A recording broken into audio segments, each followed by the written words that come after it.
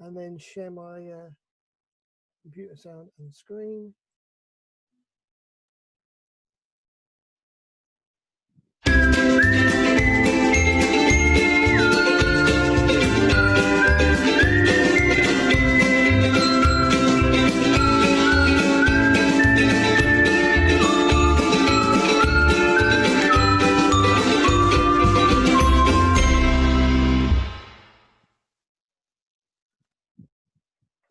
Well, I'm really delighted to have the maestro that is Kevin Larsson. You're very kind. Very. I've never heard those words mentioned about me before. Well deserved. Unfortunately, you render half my questions obsolete because being Larsson, you've had music in your family since the year dot. And Yeah. I think you were, if my memory serves me correct, you were born somewhere between Spirit and Glory. So music has been around you since the dawn of time. It has, yeah. And, I remember, sometimes, Dad working on his musicals when I was growing up and stuff. A lot of them, were before my time, and obviously I was extremely young. The one I guess I remember the most when he was writing would have been Son of Man. That was when we were in Chile. So I remember that because I was a little bit older. There's still a couple of those musicals I haven't seen yet. I know it's kind of a crazy thing to No, I can believe it. mention, but it's true. It's just because, amazing stuff, obviously, So, just the utmost respect for what he did. So being around music and having your father tinker around the piano with John Gowans, it's obviously something that's been with you and your family. But when did you sort of get into music as a serious in your own sort of life, rather than just doing the Sunday school musical following the family kind of thing? As an individual Christian Salvationist. Yeah, just I did everything like every young Salvationist musician does, which is kind of growing up. Most of it was in Chile when I first started there, and some people giving back. But really, it was quite late on. I was into banding and songsters and all that kind of stuff. I never took it too seriously. And in fact, all when I was doing my A levels, everything was aimed to going towards architecture. That's what I really wanted to do. I was really kind of fascinated by all of that kind of stuff. And then it was just at the time that I was looking at that, they were kind of moving away from the whole, graphic using with a pencil and a ruler and all this kind of stuff, going into computerized stuff. And also there was a massive recession that hit, and that was the sector that was getting hit really, really badly, was architecture. So this is when I was about 18, just finished my A levels. And then it just didn't seem that was going to be a great path for me to go down.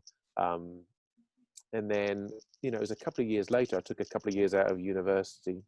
And then I started music at Colchester when I was about 20. Still didn't really know what I wanted to do with that, but it was just something that I always had an interest with that. And then when I was at university, then it kind of really, that light bulb kind of went off, and I just kind of loved doing what I was doing. More as, honestly, is more kind of just being a musician, not necessarily thinking about the Salvation Army musician side of things. That all changed when kind of I went out to the States, and then I could actually do it full time. Yeah. So when you just sort of, you had it cemented in your brain that obviously the career that you wanted to work wasn't going to happen, and that the musical genius in you, the inspiration came back. Was it a kind of a natural thing for it to be rewoken, or was it kind of you really had to do some serious study because it was kind of dominant? Because obviously growing up, you're exposed to it and you're around it all the time. Doesn't translate to your dad can do it, therefore you can do it. I mean, right. You had it sort of 24/7. You're an officer's kid. You moved around the world, all different cultures and things. But I'm kind of interested to know when you found out yourself that this was something that, you yourself could do, and you weren't just copying dad on the keyboard as all good kids do and mucking around and being joyous. Hang on, I can do this properly. The brain can tinker. Yeah, it was probably after I went to university. I was looking for something to do. I was off, just earning a little bit of money. I was working at IHQ actually, you know, and that might have had something to do with it as well, because at the time, you know, the ISB were there and the ISS were there, and you know, that was kind of perking my interest a little bit there. But really, it was once I got to university, and then I was kind of brought into lots of other musicians. Then I realised at that point, you know, I'm really enjoying this, and maybe there might be some hidden talent in there somewhere, you know. And there was a lot of Salvationists at the university I went to, which was at Colchester Institute. Mike Clack was the kind of the head of brass there, and kind of he took me under his wing quite a bit. So then I started going to Chalk Farm Corps, where he was the bandmaster, and that kind of really ignited my, you know, love for army music at that point as well. So it was actually once I got to university, really, which is kind of crazy, I guess. Yeah. I would guess being at university meant that also being a son of the regiment meant that your life was very much army structured. So when you got to university, how much kind of classical, orchestral, pop were you kind of exposed to that were new worlds that kind of, you knew they were there, but you know, you hadn't really had the ability to go and study them and listen to them in great depth? It's true. I hadn't done it at all. And, you know, I was fortunate enough in my first year that I made it into the orchestra on bass trombone. And that was the first time I'd ever played in an orchestra. I'd been in school bands and stuff like that, but really, you know, that was it. And I did fall in love with it immediately, I must admit. Yeah, I do love orchestral work and stuff. But yeah, you're absolutely right. Before that, it was just the Salvation Army stuff, and it did open up a whole world of possibilities going to Colchester. So, having discovered that you had this talent, when was it kind of, yeah, I mean, did as you said, you moved to the States and became professional, but was it in the States that it kind of became something that you found out that was a professional level and that you could do properly and efficiently rather than just sort of do it as a hobby, scraps of paper on the bus, going to uni kind of thing? Right. It took a long time for that to happen. It's lots of my earlier compositions, even though I did study composition at university, so I was kind of trained in that, but a lot of the earlier stuff that I did in the States, it wasn't great, I must admit. It's just, and it took a very long time to be kind of recognized. And then once it was recognized, then it all started flowing, and that was quite good. I wrote, it was my father-in-law actually, he asked me to write a piece for anniversary of the Portsmouth Corps. And so I'd kind of stopped writing for a long time before that because it wasn't really going anywhere. In brass bands, I should say. I had some singing company things, you know, published and everything. But then, so I wrote this march, and that seemed to kind of take off. You know, they recorded it, and then the New York Staff Band got hold of it. They were starting all their programs with it, and that was a kind of piece that really then, you know, started that journey with you know, getting a lot more recognized with the work. It's unpublished actually, that one. It's called Victory in Jesus. I've heard it. I've got it. Have you? Yes, Oh, well, there you go. So there's a very rare New York Staff Band CD, and I kind of wanted to trace what the words were because it wasn't familiar to me. Yeah, that's an American tune. You know, it's so, you know, I was using Victory, anything I could find with Victory, because of obviously the big, you know, the ship that's the Victory that's docked in Portsmouth Harbour right there. So that, you know, that's the Victory in Me and Victory for Jesus. So that's the two tunes right there. And yeah, it's you know, I look back now and there's some things that I might have done differently, but you know, generally speaking, that kind of just opened up kind of the possibilities for me. So when you were sort of starting to seriously look at composition and you were muddling around and doing this on a sort of an interesting level rather than just as a hobby in your spare time, who were your mentors? Who were the people whose names come to you readily as saying they were really influential in my development and just helping me model, guiding me and just showing me and giving me that wonderful kind of, are you sure you want to do that? Yeah, for sure. And, you know, I was very fortunate in the time that I arrived in the States, there were some really terrific composers there. So, you know, the Territorial Music Secretary was Ivor Bazanko. And, you know, I got on very, very well with him, still do. And he was extremely influential. You know, what a musician he is. And and then Bill Gordon. I spent a lot of time with Bill Gordon, and he really opened up my eyes to more of the kind of like I guess the jazzy stuff, the Latin stuff. Hmm. He writes very well for that, and he was around for a long time when I was first here. So we had a group together called the California Brass Company, and Yeah. I kind of run that, and he wrote a bunch of charts for that one, and then that kind of that really got me into that side of things. That's where the 21st Century Gowns and Larsson CD came from. Was all from that. And then, of course, the main guy must have been Chris Mallet for me. Yeah. He was what an influence, and he's, I ended up marrying his niece, so he's not just a friend and mentor. He's family, and obviously he just it's 20 years almost to the day since he passed away, which is extremely sad. But what a guy he was, and he gave me lots of opportunities and kind of helped me along that path as well. So, it's interesting because I was looking at your entries, and most of them seem to fall into what it's been in these series of interviews as functional throwaways. And I detest Right, the yeah. term, but it's these kind of things that openers for concerts or the interval callbacks. And obviously you've got some. I mean, I was listening just this afternoon to Peace, which is a relatively new one, and I'll listen to it again. But I think of Where I Love to Be, King of Swing, Fill the World with Glory, which are really snappy, kind of joyful things.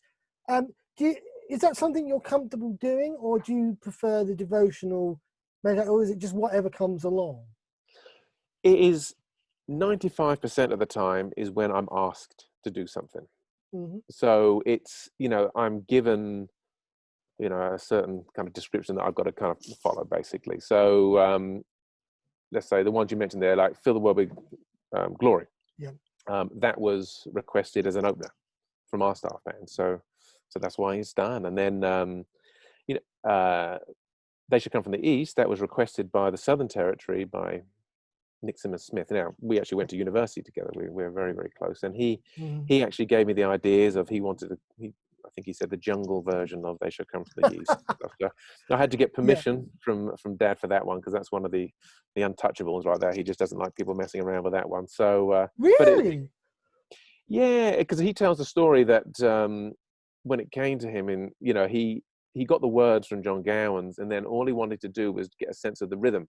So he just started playing a rhythm on the piano and stuff, and then as he finished that one time through, he realized that the melody was there. So he would consider that a purely divine inspiration at that moment. So he just doesn't like people to kind of move away from that one. So, I mean, he was never going to say no to me, but it's one of those that's very precious to him. Anyway, so that's so it's written for those. So for Peace, the one that you heard this afternoon, that's for a big carol service that we had out here called Night of Wonder. So that's the one. I mean, I put the whole thing together, so it's a great opportunity for me to write some stuff, and that's where Christmas Overture came from, or any of the Christmas ones that have been published. It's generally from that. And I was looking for something, obviously the whole thing was based around Peace, so I was looking for a big finale, and it's written so that a choir can sing along to it as well. So it's all in the range of the of the singers, and it's generally speaking, the tune is always as a whole, so it's not fragmented all over the place. So it was written so those three tunes could be sung with the choir. So again, so it's done, for a reason. Yeah. You don't see, from what we can see, obviously you're published, throughout the world. I mean, there doesn't seem to be kind of a proliferation of uni series or American banjo. So it seems to be a very comfortable medium that you're happy to write for across the spectrum, and that you don't have a difficulty. So how do you clean the musical palette? If you've got a commission come in, and whether you've said, here are the lyrics, think up the music, or we like this tune included, bearing in mind that we have music at us 24/7, how do you make sure that you're not doing the jingle from the latest McDonald's advert unconsciously when you're doing the new hymn tune arrangement or march? How do you approach originality? Well, it's tough. There's and you would have, you hear music, as you say, 24 hours a day, and sometimes you just can't you know, you come up with a great little theme, you think, oh, that's great. Like there's one that just got published in the Central Territory, and I'm just stalling here because I've kind of forgotten what it's called. The reason I forgot what it's called is it was written for when we had all the staff bands here in the North America thing, and I called it "They Should Come from the North, South, East, and West" just because it was a little fun thing, you know. So then it was all the different bands, and it was based on a tune, "Lift Up the Banner," and so I wrote this little theme. And then one of my friends, Gary Lawrence, came to me and says, "Oh, you know, that's great, but you know, why did you reference the Amsterdam Congress March in it?" I was going, I didn't mean to, is it? And then when you listen to the theme, you know, there's some real similarities in there. But it's not a march that I know well, the Amsterdam Congress. But it's is that? In fact, I'm not even sure that's the right title. Is it it's something like the Amsterdam something? Yeah. So That's like the it's in God is there. Love, or you're thinking of the Norman Beecroft unpublished one. There's two different ones. No, it's the actual, just kind of the original material at the beginning. So it's not based on the tune. It's the just kind of the, you know, the first theme that comes in at A. There are some real similarities, and even if you listen to the beginning of "Fill the World with Glory," it I mean, it sounds like "Happy Birthday." Yes. Yeah. So when we first did it, everyone Therefore, started singing "Happy Birthday." you'll have to pay romances on that, you know. Yeah, exactly. But anyway, so you can't help yourself. If you're doing it deliberately, there's a problem right there. But if it's small little things like that, you know, I don't think there's no harm, no foul. You know, until I get sued. You know, that's the difference. I think what is interesting to me is obviously you're very happy to rearrange the musicals and do things like "Fruits of the Spirits, They Shall Come from the East."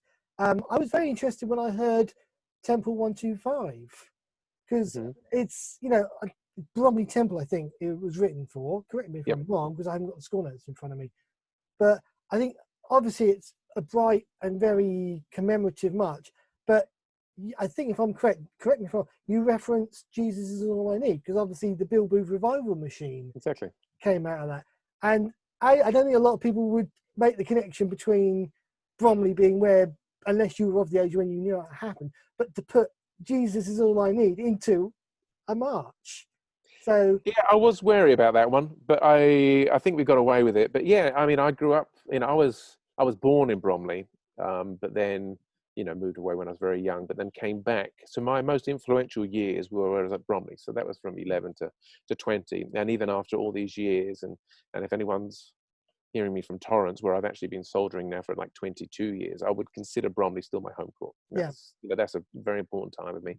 And during that time, there were still members of the band that were there, you know, Hans Knudsen and kind of Wes Little, who's unfortunately no longer with us. But you know, they were great guys. And if I could just, that's a very, very important part of Bromley's legacy, I would say, in the Salvation Army world, is Bill Booth's Revival Machine. So if I could just slip in a song of theirs, you know, I would obviously do it. And that's their number one hit for sure, you know, "Jesus Is All I Need." And it works. You know, it's written as a more of a kind of a prayer chorus. I don't know if you've ever heard the original. Have you had it on the record? I've got the original record. It's very funky. I love it, you know, but Yes. it's just, you know, nice, cool, you know, kind of, you know, 70s music and stuff. But when you look at those words, it doesn't matter if it's kind of a fast or a slow song. It's "Jesus All I Need." You can be shouting that from the rooftops if you need. But It's then no Marcus problem. Venables does that with "How Much More in Abundance." Da, da, da, da, da. So it's not kind of unknown. I just found it interesting that in a march, you probably might take a couple of well-known tunes and roll along, but you managed to include a prayer tune. And not only just you stuck the prayer tune in there, it was an integral part of the Oh, Bromley. yeah. I've never been Oh, to Bromley, so I've never had the pleasure of going there. it's a great call. Yeah. Yeah, it's Yeah, I love always it. close. Obviously there are other things like the one I couldn't get hold of was "In This Sacred Hour." I just really tried to get find a version of that, but I couldn't find anything about it. I know it's a hymn tune arrangement in the American Band Journal, That's right. but obviously there's a lot of music that gets written that sits around for years before it gets published. So I mean, your first published thing is "The Fruits of the Spirit" back in 2011. So when you start writing, was it a case of piano, pen and paper, draw the staves, and then maybe put it onto the laptop to insert composition software name here, depending on where you are in the world? or you know, how does the process Yeah. begin for you when you're composing? Well, it's it varies. You know, it really, you know. So the first published piece you mentioned is "The Fruit of the Spirit." Yeah. Now that was taken from a Spanish version of Spirit that we did out here called Espiritu. So I took the whole musical and kind of just made it with that kind of Latin flavor and stuff like that. And then um, I knew that they were looking for some upbeat Unity series stuff. So then that was just a very quick kind of transition, you know, to that one. So, um, but when it actually comes to, you know, how to start a piece, it varies. When I wrote the musicals, so let's say Covenant, right there, which was written for the International Congress, Yeah, yeah, I remember. I deliberately stayed away from the piano. So when I finished that musical, I didn't have a piano part written. It was because sometimes what I feel is if I do it on the piano, the score is only made up what I can play on the piano. Hmm. So what I really, for that one, so for vocal, this is generally what I would do, is I would find myself in some kind of key. So I'd sit by the piano, get myself in a key and get ready. And then I'd just move away from the piano. I would just sing like those melodies and then, you know, Hmm. keep them coming back to make sure that I'm just focused on that key or whatever. But then once I got that melody and I was happy with that melody, I'd write the melody down and then I'd start scoring from that. Now you would sometimes do that in short score or whatever, but sometimes I feel that if you try and base everything on what you can play on the piano, it becomes very pianistic. And Okay. there are some you know composers. I think you can, you know, I'm not going to mention names, but I think you can tell because it's a good thing as well. But you can tell which ones were kind of written at the Yeah. piano and Okay. sometimes which ones weren't. And my instructor at university, he was always stressing is as just write away from the piano as well. Just get that pencil and just see. And that was a training thing to help you with your ear as well. But I think it's also to try and stay away from just keeping it under your, you know, your 10 Mm. fingers right there. And So, yeah. you know, so it changes. Now, when it comes to like the Latin stuff, you know, I'm going to get a chord progression going there, you know, and that is going to be done on the piano. So that, you know, that chord progression, whatever it is, with all the extensions of the chord and everything, that is going to be what I can, you know, fit under those hands because that works for that kind of music, you Mhm. know, and from once I get that, then I might be able to score it out and stuff. One of the interesting things I like to ask is, you know, if you're a brass player, you tend to have a very um, good understanding of the harmonies in the brass world, from horns down to bass trombone and the rest of it. And I mean, I remember speaking to Martin Corner. He said, to be honest, he said, I think it was Martin Corner. I apologize if it wasn't. He said that percussion was a complete unknown to him, and yet Yeah. some of these pieces are just absolutely phenomenal. And that, you know, you have a composer, I haven't got a clue what the percussion is going to do. And yet I look at some of your music, and it's like if you take away the percussion, the band's go, what do we do now? We need the beat. You know, we need to get the racket Yeah. going. How do you? I mean, as you say, you love that you're a trombonist, so obviously you have an idea of what the horns and the cornets and so are doing. Yeah. How do you link that all in? Well, I mean, with percussion, let's let's talk about that. So when you often see Hey, these charts, when you see charts, if you're looking at jazz charts and stuff, all you really see is the hits. So it might say, you know, it will give you the kind of a description of kind of what you want, maybe, you know, a bar or two with, you know, some kind of notes on there. But after that, all you're doing is looking at the hits that you mhm, want. So it's only really when in kind of in the brass band journals that they write everything out. Generally speaking, all it is going to be is just kind of those repeat bars with just the hits, and they just go to town. And that is generally and across the board, that's how it's done. So then you kind of take that on. So it is a struggle when I actually try and write out percussion parts because I can't play, you know, the kit and stuff like that. So sometimes in my earlier stuff, I was writing stuff that was just unplayable, but it sounded good on Sibelius, you know, that kind yeah. of thing. So then I'm much more comfortable just writing the style, the hits where I want them, and then you just go to town. So a lot of the musical was done that way. Hmm. You know, especially Legacy, which is the last one I did a couple of years ago. That is all kind of more contemporary, kind of pop stuff.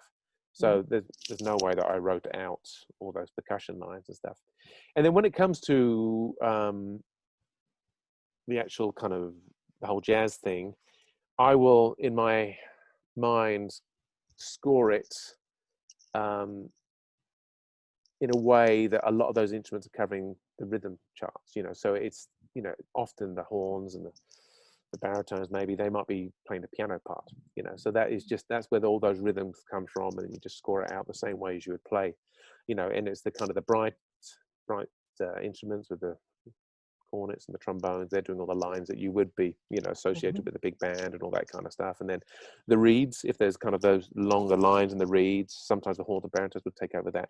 But I'm always looking at, you know, it's not just a kind of a direct transcription. You've got to see who's going to cover what at different times and stuff. So I don't know if that answers How your much question. does your, I mean, obviously being an OK meant you didn't live in the same house for you know, you moved around different cultures, different countries. So how much has that helped being, if you have a commission come from overseas?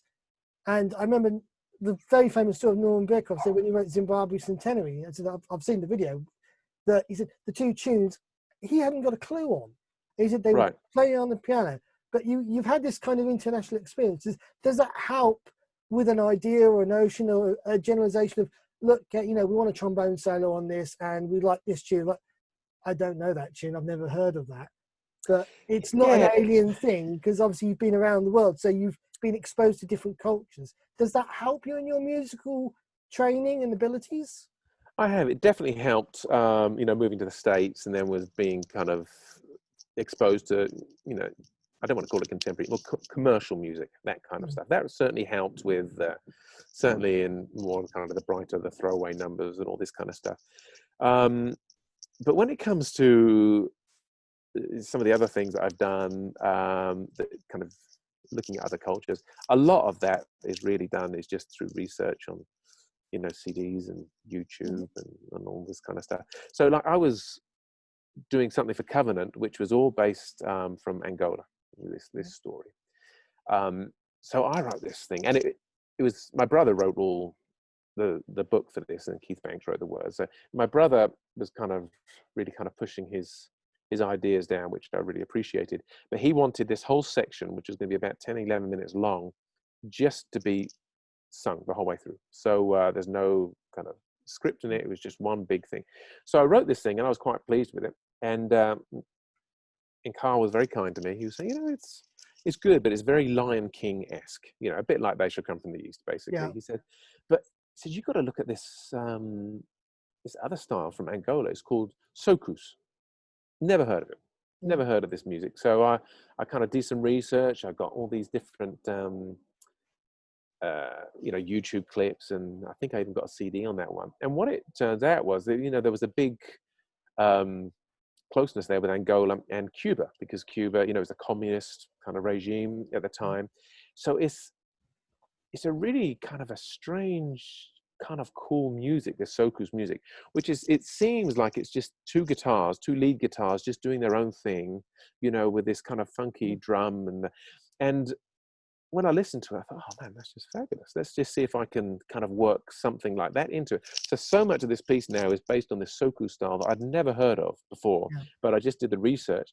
And I was extremely pleased that once the musical was on, there was a big contingent of the Angolans right there, and they were up and dancing, and they said, I really hit the mark with that one. So that was just, a great little moment for me. I thought, oh yeah, great. I'm really pleased I managed to really get that style in there and stuff. So, you know, it just takes research and just being willing to kind of really break it down to see how it makes it work. And so that wasn't done for brass band. I couldn't do soukous for brass band. I just couldn't do it. So that was done, you know, for the same instrumentation. Yeah. And turning it on its head, when you get either you've got something that you've found in the tune book in your own purse, or someone comes and says, can I have X, and it's based on St. Denio or Cum Rondo or something, you know, bearing in mind that there are probably 25 Ken Downeys and Ray Stemen, all based on that, how do you originate the Kevin Larsson version so you're not becoming a Ken, you know, a Downey-esque clone, but you're trying to make it original, but you want to keep the essence of the hymn tune there. How do you approach that? Yeah, it is tough. I think, I've started to get my own little kind of niche of what I do, which is it's very chordy, but different than Ken's, Yeah. chordy. It's different. Mine's certainly more kind of jazz influenced and kind of the Latin kind of music and stuff like that. So that could be why a lot of that music that that becomes popular from me is that kind of, that Yeah. style. But it's certainly it's looking at how can I extend those chords, but it's done in a different way, because that's what Ken does as well. But it's done in a different way. It's certainly more jazzier than mine. So even I'm more jazzier than Ken's in that way. But I don't know. I think that just kind of gives my, and it's very rhythmic, the stuff I do, Yeah. and Are you I think comfortable with that though? Because I love it. Totally. some composers would hate to be pigeonholed as. We never got the chance to ask Bramwell Collins if he minded being the March King of the Salvation Army, and someone would say, David Emerson, why is it you always write swing pieces? Do you mind people saying, can we have a jazzy version of this because you're the go-to guy for that? Or say, do you know what? I'd love to do a sequel to Divine Communion. I'd love to turn Right. that into a light of the world-esque devotional piece.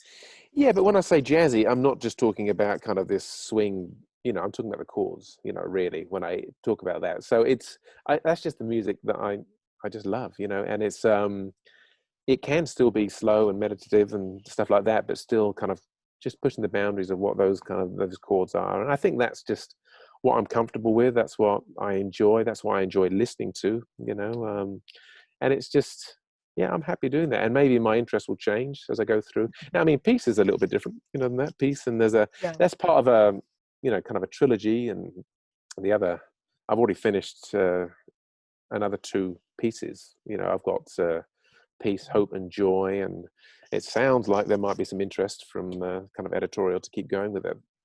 With those pieces, so we'll see. But that's certainly different. That's not much of the kind of the jazziness in there as well. That's just kind of just pushing the boundaries of what I normally do, and yeah, it's just always looking for something unique that's making it different from the other pieces out there, because there is some incredible music out there. So it's tough.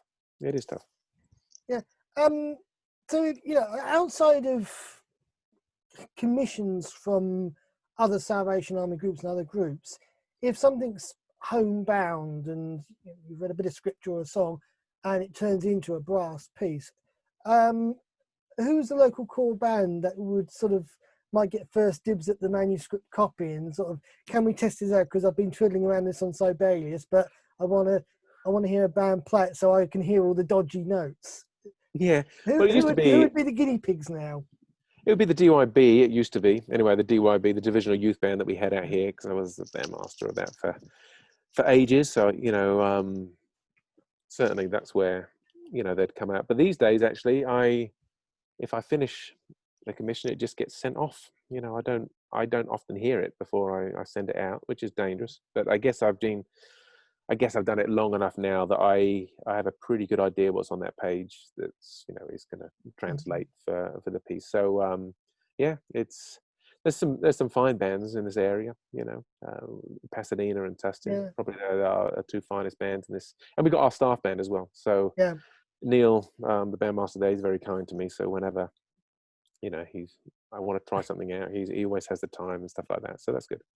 Because I don't know whether you still sit next to him. You sit next to Ralph Pearce. Yeah. Because I remember when you came to Norwich, I didn't realise, and I'd been a fan of his for ages, and all the trombone section just, hey Ralph, you've got a fan. And it was just kind of an intro, and he was like, well, I've been writing music for 30 years. Really nice. He's a great guy. I had the pleasure in interviewing him a while ago. Yeah, he's over in New York now, so he's not in the staff band anymore and stuff. His daughter lives over there, so he rightly so. He moved over there to New York to be with the family and stuff. So yeah, lovely musician. One thing the benefit of doing these things is I get to ask a little question about a favourite piece of music of mine. And I remember, I think it was Boscombe band came to, it was Norwich Citadel again, and they played Glory Hallelujah.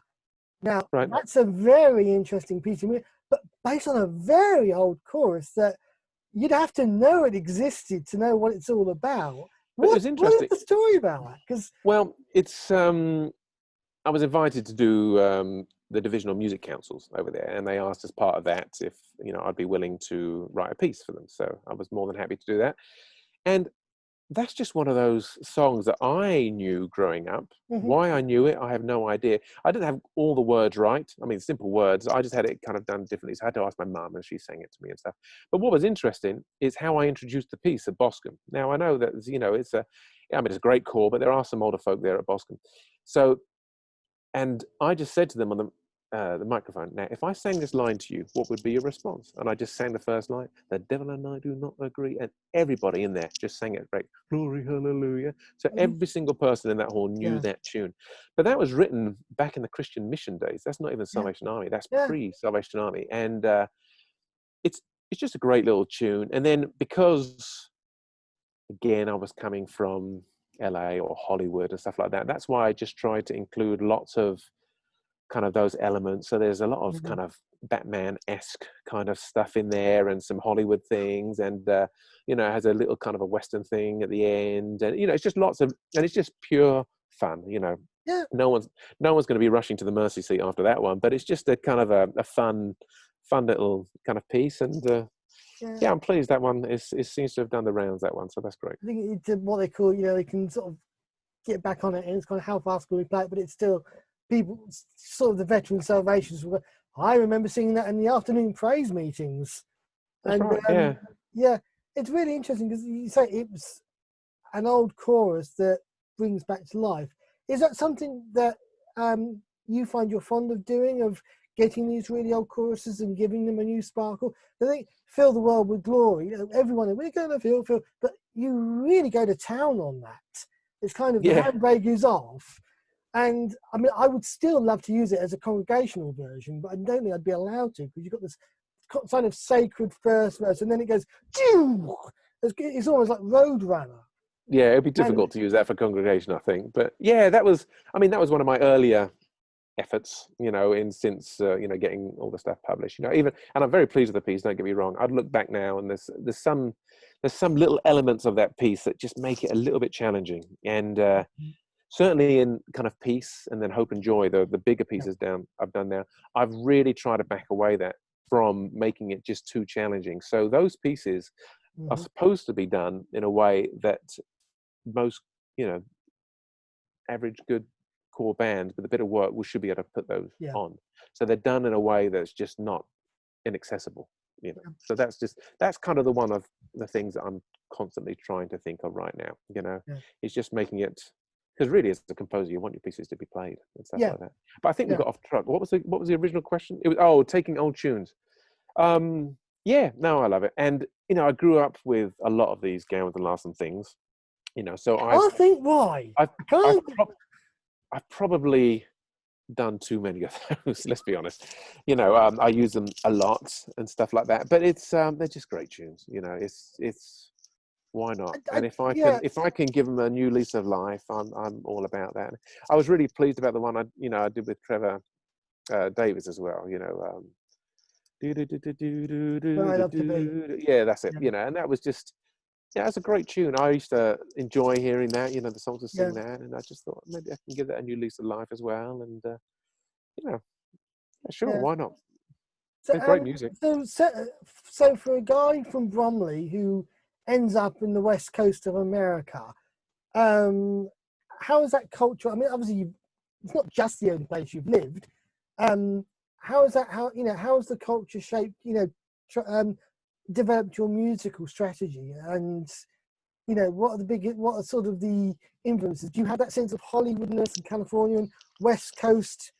Oh, for sure. Yeah, that's the whole commercial music side of things. That's a big part of it, and part of my job as well, that we get asked to do all sorts of things that need to be in that Hollywood, LA kind of vibe and stuff like that. So I have to then kind of turn my hand to that.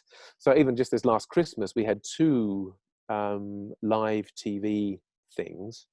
One was on the Kelly Clarkson show. That was a scary thing. That was, but they wanted an a cappella group to come out and sing a carol. Yeah, I saw the YouTube of it. Oh, you did? Yeah. So then, so there was definitely a panic mode on that one, but just trying to, we got some fine singers, that can sing in that style and stuff. But then it was just putting my head around that and doing that a cappella kind of commercial music stuff. And that, that went well. And then we also had another one, which was on YouTube as well, but it was from a singing competition. This was filmed actually in the summer, and they wanted, it was basically like an American Idol, but for choirs. I can't even remember what it's called actually. The Christmas Sing Off, maybe. It was something like that. And it was on national TV. And they wanted, the Salvation Army group originally to compete. But to compete, we would have needed like 10 arrangements, and we had less than 10 days to put it together. So I was really pushing back on that one. And in the end, they brought us in as a special group, special number in the final to come and so we did a couple of songs. Only one of them got shown, and that was Silver Bells. But again, that was getting into kind of that whole LA, and you just got to put yourself in that frame. So it comes now, a little bit easier than it would have done 20 years ago when I first got here. And then certainly people like Bill Gordon, and then Bruce Brown, even though he's not a Salvationist anymore, he's an old family friend, not that I've had much to do with him in the 20 years, but his influence and some of the California brass stuff we did was based on some of his original arrangements that he did for the Hollywood Tab that are unpublished. He wrote so many of these things, and Bill Gordon took them, and so we got a couple of those tracks. And it's just those influences that have really helped, and just kind of hearing how they put those things together. And both, they're all just geniuses, and just happy just to kind of look and be able to learn from them. I think it's very interesting because with the availability of social media, you obviously see and are able to experience the Christmas specials from around the world. And you will appreciate this, but growing up in the UK, it's the Salvation Army band on the street corner pumping out new Christmas praise. And the idea of playing, you're going to have a Christmas festival where the nativity will come in, but it's not going to be a big showy thing with it's going to be the kids having rehearsed and done the Christmas story. Yeah. Moving to America, it's very much in your face and all about the spirit of Christmas and the family, because you've just come from Thanksgiving. And I mean, I think anyone who's not seen it have seen the famous bell ringers on the street dancing to Shania Twain and the rest of it. So how did you handle the transition of the Christmas, going from a traditional British Christmas to this weird extravaganza when it's like no holds barred? It's so much more. Well, it's interesting. The Salvation Army out here is so much is just massively money donation driven. It has to be. The social service side out here in the States is huge. So when it comes to Christmas, all the extravaganzas and stuff, and it's, I understand it, is, I'm not saying this is a criticism, but so much of it is to be donation driven, so, those guys dancing around the kettle is fantastic. Yeah. Let's be honest, that's to bring money into that kettle. That's what it's for. It's sure that the other side of that is, I'm trying not to be cynical here, but the other side of that is, Merry Christmas, Jesus loves you. And that's an important part of that. So about 5 years ago, I wanted to get back to what I grew up with, which is actually the carol service, which is getting together and not singing Frosty the Snowman, but singing Away in a Manger as a congregation. And so I started this carol service, and I've got to say it was hugely popular. It started off about 80% army, but by the time we finished it was about 80% community people just coming in and just wanting to get back to that carol service. And we still had some bright numbers in there, and we could do some pretty cool things and stuff like that. But I think it was, in the end of it, they wanted to get away from the glitz and the glamour, and they just wanted to celebrate Christmas for what it was. And now, don't get me wrong, it's I do all that glitz and glamorous stuff as well, because as part of my job, I have to be out there. I'm going to all sorts of events, and we're making it work, and I have great fun doing it. I love it, but there's a place for both, I think, and that's important, especially, and I'm not saying that the chorus don't do that. They have wonderful Christmas services and stuff like that, but as a division in my job, we weren't really doing that. Yeah, it's very interesting, because I mean, one of the things it's the reason for the season, and we try and make sure that, I think every Salvationist, when they're out carol playing, is maintaining the integrity of the season above the hubbub of got to get the latest toy, got to get the latest book, the latest gadget, Right. whatever. And you have Christmas radio and Christmas TV 24/7. Yep. And it's part of the culture. So how do you handle I mean, I asked Nick Simmons-Smith and Nicholas Samuel this, that coming from one culture to another and playing in the band and having to conduct the band and doing all that, how did you handle the different tunes and the kind of, oh, I wouldn't have sung that to that one, and oh, you sing that to that? Yeah. I mean, Now when I obviously first 20 arrived, years is a bit embedded now, but do you ever have any sort of ironic, funny memories of, oh, okay, you sing it to that one, do you?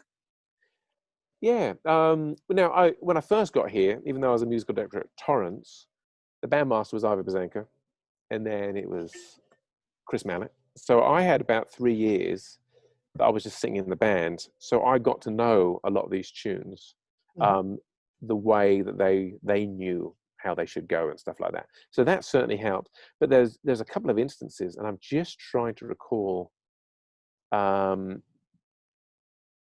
tune now. I don't know if I'm going to be able to, but we in England sing it much more kind of in a meditative fashion. But in America, it's nice and peppy. And I made that mistake. So I was conducting this slow, and oh man, the amount of complaints I had by the end of it. Oh yeah. But then I even went back. Look, if you look at the the metronome, I'm doing this right. Well, no, that's not how we sing it out here, and all this kind of stuff. So there was a few go-to people at the core that if I wasn't sure, I would always say, is this how you sing this tune, and what's the speed that you go? And it was always a guy called Gordon Bingham. Now what a saint of the core. He's unfortunately moved away to Kansas just recently, but he was my go-to guy every time. Is this right? Okay, good. And then we get it done and stuff like that. But it was always a concern. And for years, my biggest concern as a bandmaster was introductions. It was just having the band, making sure, right, we're doing an introduction. The first four, last four, what we're doing, and that used to be my biggest panic on a Sunday morning, is making sure I got the tempos right and making sure the band knew which section we're going to go for this introduction. So the little brackets on the new tune book, that's a genius idea. Do you remember the first time you were asked to conduct a piece of your music?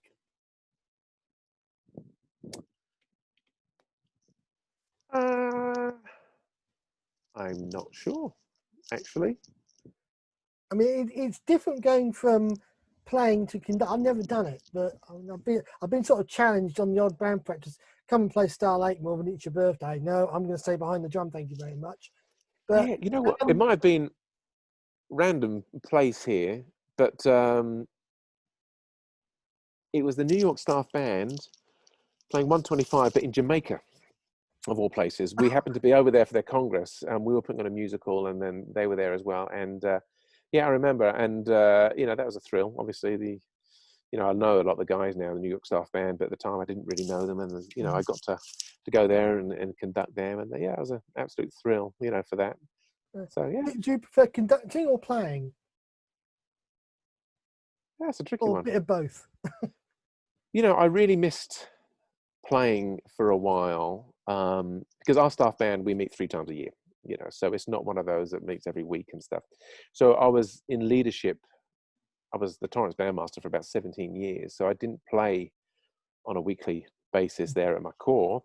And then during a lot of that time, I was also the divisional youth band leader as well, so I didn't play there. So the actual only playing I did was in the staff band, which is a great group to play in. So it was always after those weekends, I go, oh man, I missed it. I just really want to keep playing, and then you get into the kind of the leadership thing. And then, so every few months you realize how much you miss it. But I do love it playing. It's great.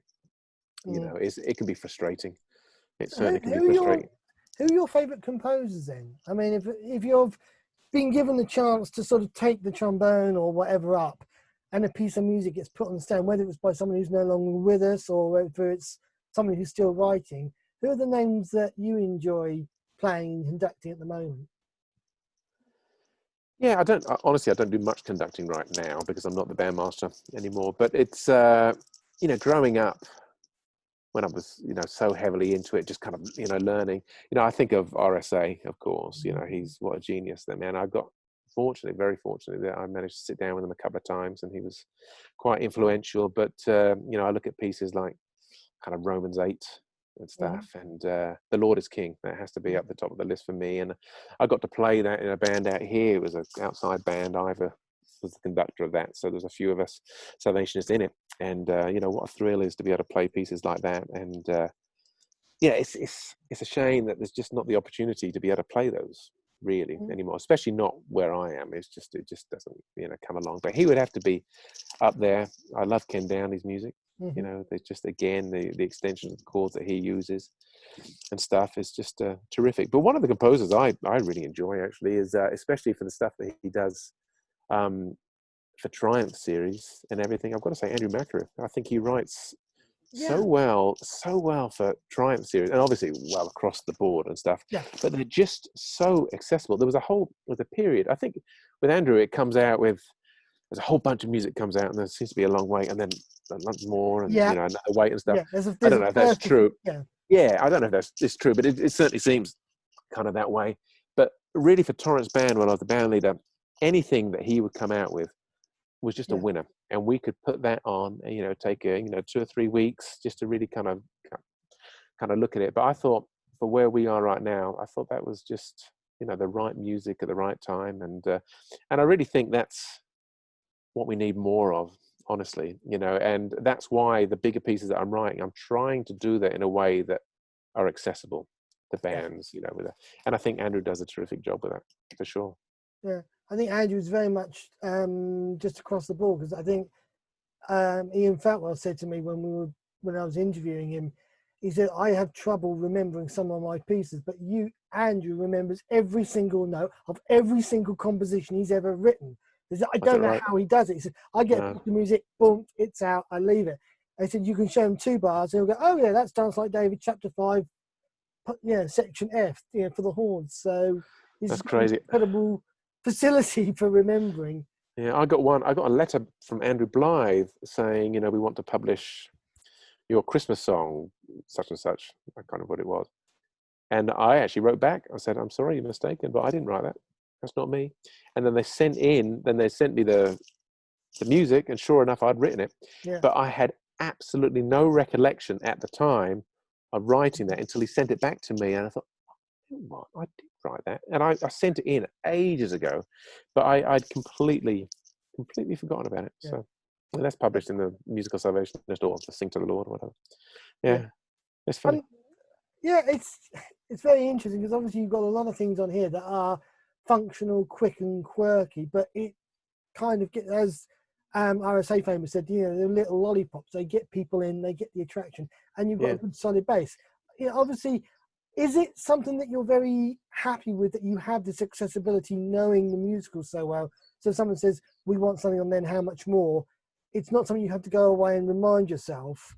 It's very much in the family, and you're happy to do that? Or do you just kind of get the bugbear? So, not the musicals again. I said, no, I love it. I grew up with them, but are you happy with that part? Yeah, no, you got to understand though. It's like, I didn't really grow up with it. I did in a way, but I was very young when a lot of these musicals were really at the kind of the forefront. Obviously people are still doing it to this day, but really, it wasn't that. It's not like my kids now. When I'm writing stuff, they're just sitting in a little kind of room and they can just really hear what I'm doing. I didn't really have that, and so it's and don't get me wrong. I look back on that, and I think I know pretty much all the songs now. That he's done, and it's just he's at the top of the list. When it comes to kind of the tune writer and the melody writer, I don't think there's anyone that you can compare to him.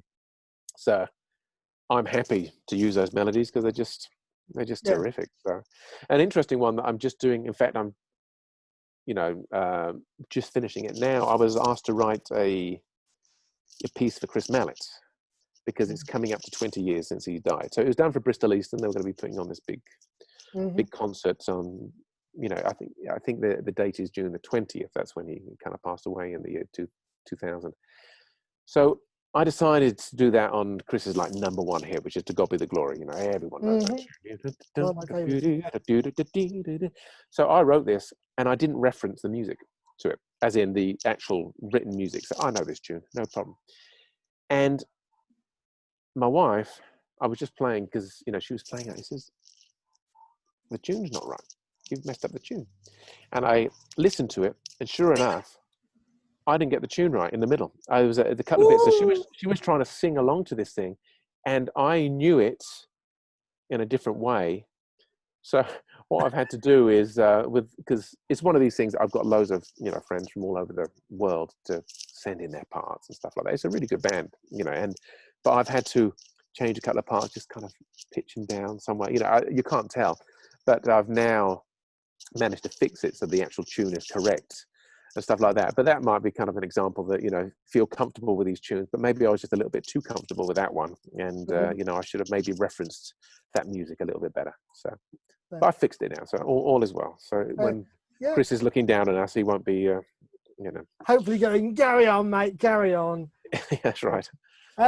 So obviously, you've mentioned that you're doing that, but in this lockdown, obviously, I don't know what the effect has been on your side of the pond, but very much staying in the house, only going out to go to get groceries and stuff and medication. Has that meant that the compositional gene has been sort of pushed back because family and other commitments have taken priority, or has it given you this freedom to say, "Do you know what?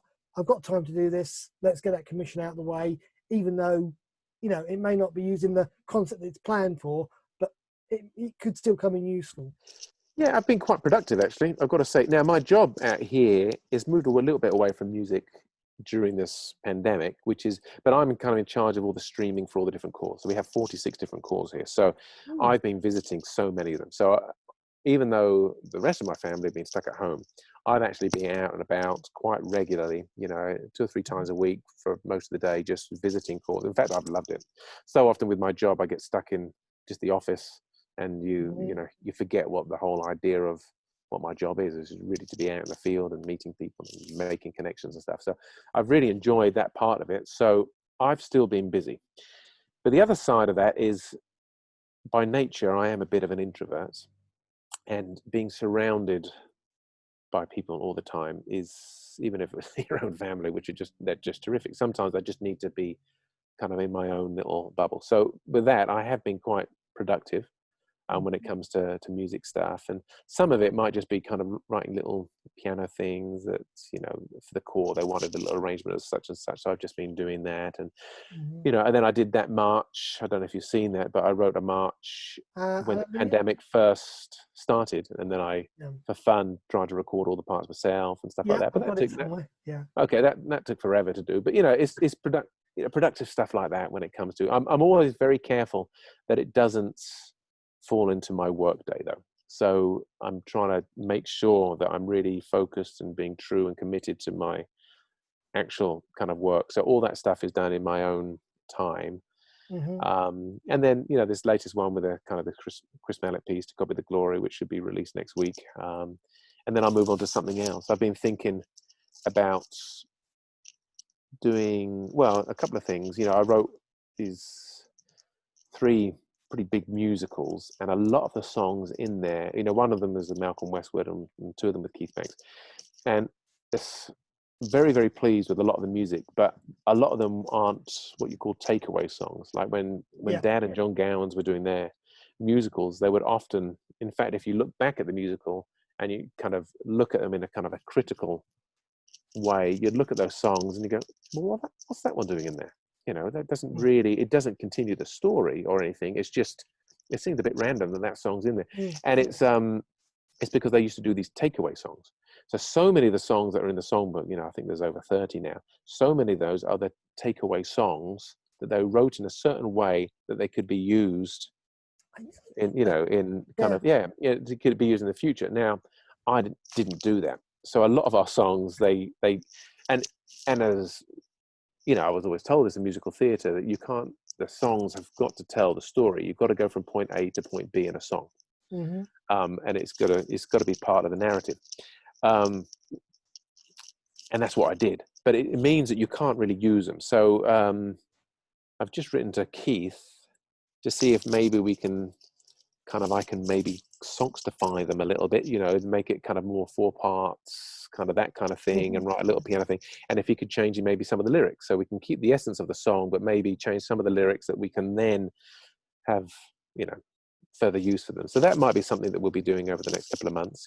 It should be, I think, a relatively quick process. I think the harder work would be for Keith, so but the melody's already there, the harmony's already there. I might even be able to use some of the backing that's already been done, which will save me a lot of time.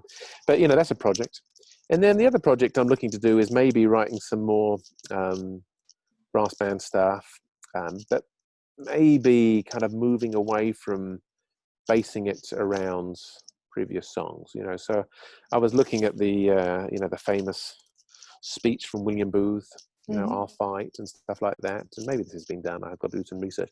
But just write a piece of music based on that, so it doesn't necessarily have to reference a song in full, but it's just trying to kind of using music more programmatically, kind of think of the Hollywood movie, kind of what would you do if someone was in film saying that speech, that kind of thing. So it might just be a fun little project to do. So there's a couple of things that will keep me busy. Oh yeah, interesting. So is there any particular Salvation Army song that's sort of going around your head at the moment that you'd say that's my favourite, or does it really depend on the journey and what mood you wake up in? Yeah, possibly. One tune that I absolutely love is Slain, and there's lots of different words that go to that, and Lord of Hopefulness, and then Be Thou My Vision, this. I just love that tune, So I was messing around with something on the piano the other day, and I might continue that one. But that's often, if I just sit down at the piano, that's one that I just often seem to go to. That's just to me, just a terrific tune, but also kind of the words that that go around that as one. So that's probably one of my number one hit try there. Absolutely, it's a beautiful tune. It is. Not really referenced very much these days. Yeah, but there's some terrific arrangements out there. Romans 8 uses a beautiful version of that in the middle, and there's a beautiful ABJ arrangement by Ken Downey called Lord of All Hopefulness and stuff. So I don't know if that's that popular in England because it's published in New York. So I just don't know if it's made it. But what a terrific piece! It's not easy to play, even for the ABJ. It's challenging, but it's terrific. And then Bill Hines has just done one in the Hallelujah chorus. But it works beautifully just for the 5 parts. You don't need all the other instruments in there for the Hallelujah chorus. It works well with that as well.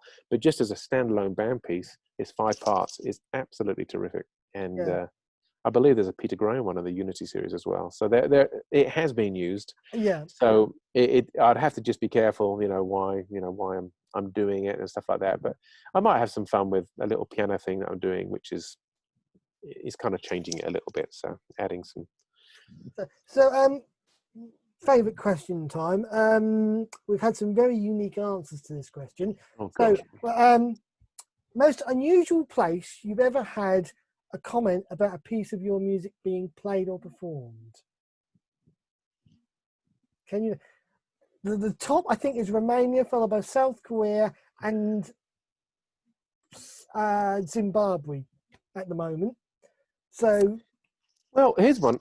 Okay, let's do this. Now, does it count if I was conducting it, or is it just that I've heard it? Well, because let me tell you this one. Because we went to South Africa, so we took the Torrance Band to South Africa, and they asked me to write something for it, and I was asking for different pieces that might kind of work for it, and I based it a lot on Darren Bartlett's In the Army, We Are in the Army, that and there's another tune in there as well. But then the whole back end of this march is based on this song called Shosholoza. Now, Shosholoza is known throughout Africa, actually, and but really massively in South Africa, where they sing it at the football games, the soccer games. Mm-hmm. And the Soweto Gospel Choir, they sing it and all this kind of stuff. So I based this on that, and we were playing in a mall, just a random mall in South Africa. And we started playing this, and without a word of a lie, everybody stopped in this mall. And they all just started singing Shosholoza in this thing, full voice. You can imagine the Soweto Gospel Choir, but times like 100. And they were all just singing with Torrance Band with this thing, but really getting into it and dancing. And what an experience that was. But yeah, that's kind of an unusual thing in a mall in the middle of South Africa with just literally, I would say, hundreds, maybe even thousands of people singing along. That was pretty special. Interesting. Oh, fair enough. Do you have a favourite Bible quote, Bible passage, scripture passage? Yeah, absolutely. I mean, we're just right now, we're just studying Pentecost. Obviously, we're in these weekly Bible studies, and it's so we're looking at Acts 2 and 3 right there, and so it's my favourite one right now. Does that help? Yeah, Is that good? Yeah. Yeah. So and it's just such a small little part of it, but I've been thinking about it for the last couple of weeks, and I might get the exact word written, but it talks about that the young people will see visions and the old people will have dreams.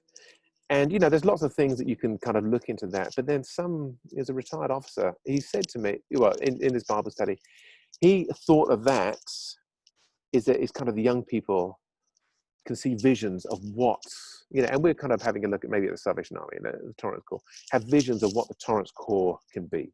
Mm-hmm. That's the kind of young people's idea. And the old people are kind of dreaming of kind of what went before. They remember what we could do this and stuff. And the idea is kind of somewhere in the middle is kind of what can really kind of push us forward. And I haven't come up with any massive conclusions of that one, but it just seems like to be a really nice way of thinking about that, of just kind of the younger people they can just, and we see that right now with what's happening in America. So many of these protests, which I am 100% behind, it's the young people. It's not just about a race thing, but it's just about the inequality of everything that goes on. And it's the young people can just really, they have the visions of what America can look like in the future and all this kind of stuff. So, that's kind of where my mind is, what does the Salvation Army look? It's looking back, the older folk looking back to see where it was before, and the incredible times. You think back of the sessions that had 900 cadets in and all this kind of stuff, and those incredible, in Dad's book he talks about those astonishing 13 years, when it's just so much changed and stuff like that. So we can dream and we can look back, but then we also need to the vision of what that Salvation Army can be the future. And I think somewhere in between of that is just is the way that we're going to bring forward. So right now, that's just kind of at least my favorite thought that I'm meditating on. Is there a piece of music that you've written that you get the most comments about? It's got to be They Should Come From the East. Is that one, is it? Okay. Oh, yeah, that's the most prolific kind of, we played this.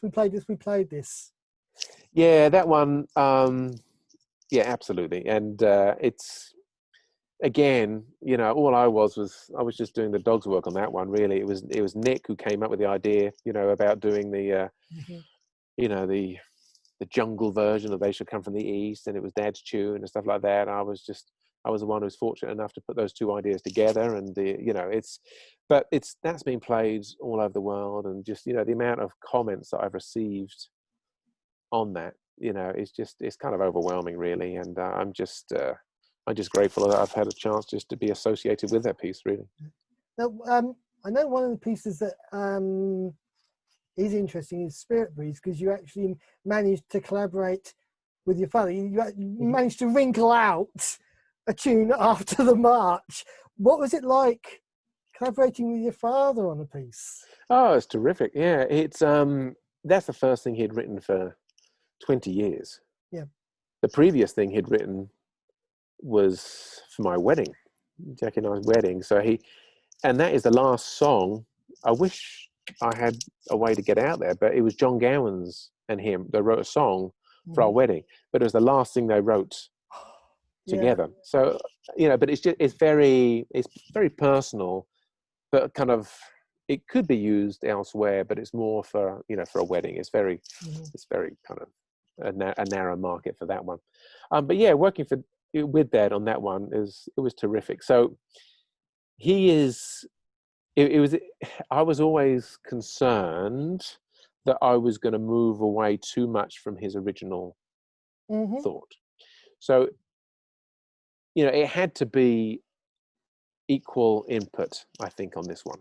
So he came out with this terrific melody, and then I needed to add my own kind of thoughts to it. So I was always conscious that I don't want to change it. So we had some conversations. They're all just kind of funny. Oh, I've got these ideas, and it was always okay. And I was always saying, but don't worry, it's not gonna, just listen to it and see what you think, and it was a very quick process, actually. So the melody kind of came, and there was a couple of bits that I said, oh, would you mind if I just change that to that? And the reason, because it might flow this way and stuff like that. But really, it's 99.9% that, his tune, of course. I'm not taking anything away from that. But then I would add maybe some different harmonies and what have you. And he absolutely loved it. So it wasn't a problem. Now, the vocal version that he's hopefully will be published. I know that they've kind of put a hold on publishing music just for now, but I believe it's scheduled at some point. Is the original that he wrote. So the band piece is more based on that song, even though it's the kind of other way around. Yeah. If that makes sense. Yeah. So, yeah. No, I loved it. And it was his 80th birthday, so it was a nice little thing. I wrote the score out by hand and stuff like that. We managed to get it framed, so that was just our little thing. Yeah, so that was nice. I mean, I remember him saying in his biography, we occasionally have a chat at Regent Hall a couple of times a year. He says, I remember when I was generally walking around, he said, there wasn't a lot of John Larsson music that could be played, and so I tended to get It's New every time I went to a congress. So very interesting that something else from someone whose chorus arrangements and, army songs are still heavily used, and even for the musicals, to have something that you can still do it and it can still touch hearts. So we're really grateful. I'm aware that I've got supper in a few minutes, so I'm going to say thank you so much. Oh, you're welcome. For your time, it's been fun. And for talking about composition. It was very interesting to talk to someone who's grown up in the regiment, particularly in the background of the musicals. I wondered how much had that impacted on you or not. Right. Maybe. But I'll pray with you if you mind. And then, dear Lord, it's just a wonderful gift of composition that you gift these people with. And we thank you so much that Kevin and Carl and John Gowan's family and people at Bromley and all around have just taken up and followed and studied and just follow your leadership, Lord. And we thank you for the gift of composition. We thank you, Lord, for the gift of music. We are so encouraged by the fact that your scripture tells us to raise the cymbal and to praise you with a new song. And if in doubt, Lord, the scripture is there to guide us and to help us concentrate. And we thank you for the power of the Holy Spirit that continues to influence, empower, guide, strengthen, and equip as Kevin takes all the music and his fun, family, fellowship with all the comrades, with all the musicians, with all the people that he comes into on a daily basis, that you're at the center of it, Lord. And that when the music fades, we come back to the heart of worship, which is you, Lord. I just want to thank you for his time, his fellowship, his love for you, his willingness to continue to follow you, his willingness to take up the mantle of whatever that may be, whether it be musical theatre, whether it be brass, whether it be vocal, whether it be something for the TV station, Lord, that he's happy to meet ahead on, knowing that you are there to equip him for that task. I want to ask your blessing on his him now and his family in this very strange time. It differs from country to country, Lord, what we can and what we can't do, but we know you are there with us, Lord. We know when times are tough, when the queue at the supermarket seems to be endless, that we can rely on you, and that when illness happens, when uncertainty happens, as the chorus said, you are all that we need. So I just thank you, Lord, for his time, his gifts, his compositions that continue to bless people and inspire people, and just sometimes just to be that healing presence that we may not have thought of, but it's out there for you to bless, Lord, and you to use. And that's why we do it. We thank you for all the people that he's come into contact with, the Chris Mallets, the Ivor Basankos, and for their incredible witness and their continued ability and influence in his life in ministry. I just pray for him now, Lord, and his music and his ability to follow you. I pray for his family. I pray for John and Frida and all the rest of the family, and just pray your blessing on them now, Lord. In your name I pray. Amen. Amen. Amen. Right. Excellent. Well,